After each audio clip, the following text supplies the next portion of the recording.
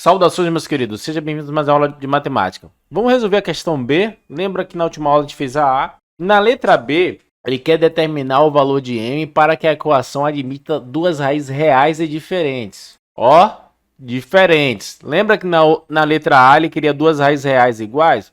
O processo é bem parecido, só muda um pequeno detalhe. A gente já estudou isso na sala de aula. Para que a equação tenha duas raízes reais e diferentes, o delta tem que ser positivo, ou seja, o delta tem que ser maior que zero. Quem é o delta dessa equação aqui? Ó? Então, delta é b ao quadrado menos 4 vezes a vezes c. Lembra que eu falei que o c estava representado por m mais 1? Quem não assistiu a resolução do item A, olha a aula 7. E aí o nosso delta vai ser 36 menos 4 vezes m mais 1. E aí o delta é igual a 36. Aplica a distributiva. Vai ficar menos 4m menos 4. Delta é igual a 36 menos 4. 32 menos 4m. O que vai mudar agora? Para a equação ter duas soluções, esse 32 menos 4m, ele tem que ser maior que zero. Ou seja, o delta tem que ser positivo. E aí você tem uma inequação, assunto estudado em séries anteriores. Bora resolver? Então, ó, menos 4m tem que ser maior que menos 32. Agora a gente multiplica por menos 1.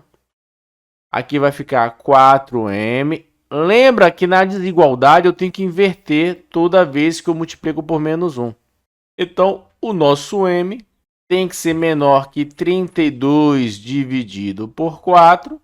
O nosso m tem que ser menor que 8. Olha que interessante aqui, ó. Toda vez que o m for menor que 8, esse delta aqui, ele vai dar positivo, pessoal. Faz o teste aí, ó. Pensa comigo aqui, ó.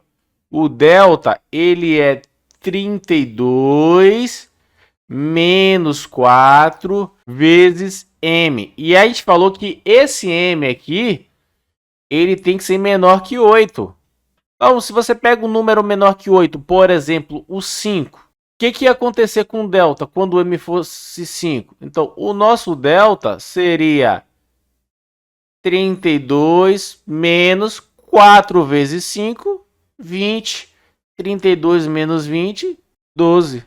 Olha lá, deu maior que zero.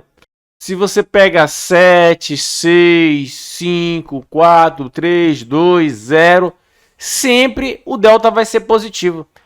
O que acontece quando o m é 8? Quando o m for 8, vai dar 0. E quando for maior que 8, ele dá negativo. Faça esse teste aí. Vamos fazer a alternativa C. E a C, pessoal, ele pergunta não admita nenhuma raiz real. Ou seja, isso quer dizer que a equação não tem solução. O processo é o mesmo. Eu vou primeiro calcular o delta. Eu mantive aqui que é a mesma coisa, esse começo aqui. E aí o nosso delta, ele vai depender do m. O delta é 32 menos 4m. Só que agora ele quer que a equação não tenha solução. Então, para não ter solução, o delta tem que ser negativo. O que significa isso? Que esse delta aqui, ele tem que ser menor que zero. Ou seja, negativo. O 32 menos 4m tem que ser menor que zero. E aí vamos resolver a nossa inequação de novo. Então, menos 4m tem que ser menor que menos 32.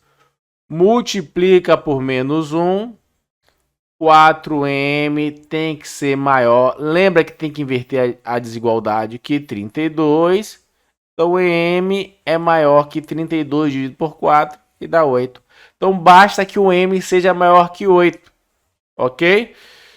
Observe um número maior que 8, por exemplo, vamos pegar o 10.